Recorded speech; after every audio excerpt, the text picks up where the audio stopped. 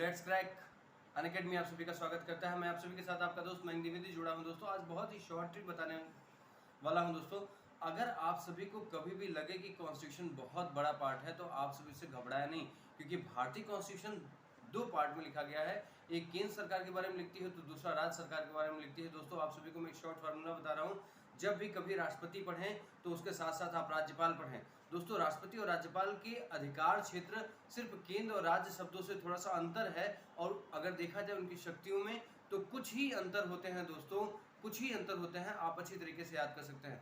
भारत में केंद्र सरकार के तहत जितने भी अपॉइंटमेंट होते हैं वो राष्ट्रपति के नाम से होते हैं, और राज्यों के अंतर्गत हाईकोर्ट की सदस्यों की नियुक्ति, हाईकोर्ट के चीफ जस्टिस की नियुक्ति, और दोस्तों अच्छी तरीके से कहा जाए तो रिटायरमेंट, जैसे पीएससी का जो चेयरमैन है उसको सस्पेंड करने की शक्ति यह राष्ट्रपति में नहीं होती है, राज्यपाल में नहीं होती है। दोस्तों अगर राज्यपाल को देखा जाए तो राज्य के अंतर्गत समस्त कार्यपालिकी शक्तियों का प्रधान राज्यपाल, राज्य के अंतर्गत समस्त नियुक्तियां उसके नाम से होती है, कार्यपालिकी शक्तियां उसके नाम से होती हैं। वही मंत्रियों की नियुक्ति करता है, मुख्यमंत्री की नियुक्ति करता है और सभी के लिए नियमों का उद्घोषणा करता है। दोस्तों आप सभी को ध्यान रखना चाहिए, जैसे राष्ट्रपति और राज्यपाल में आपने देखा कि दोनों को पैरेलल साथ में पढ़ने के बाद समानताएं ज्यादा आ जाती है, तो आपको पढ़ने में बिल्कुल दबाव नहीं होगा।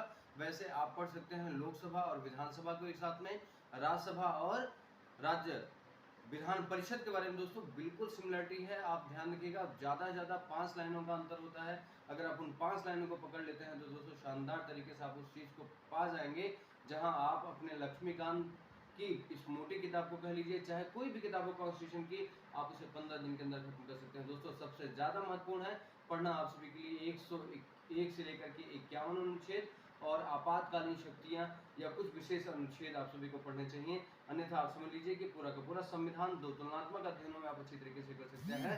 अर्थात मैं कहूंगा कि जो केंद्र की संसद है, अगर उसकी राज्य की विधानमंडल से अगर उसकी तुलना करके आप पढ़ते हैं तो बहुत कम आप सभी को मेहनत करनी पड़ेगी। ऐसे साथ ही साथ अगर आप देख सकते हैं, आप जितने भी कॉन्स्टिट्यूशनल बॉडी हैं, अगर जो सेंट्रल कॉन्स्टिट्यूशनल बॉडी है और जो स्टेट कॉन्स्टिट्यूशनल बॉडी है, संवैधानिक अंग है, उनको अगर आप तुलनात्मक तरीके से पढ़ते हैं तो आप सभी का जो कहा जाता है कि पॉलिटी का सिलेबस बहुत बड़ा है, मुझे याद नहीं होता, उन समस्याओं से आप निजात पाएंगे दोस्तों। तो आप पढ़ सकते हैं। Thank you very much.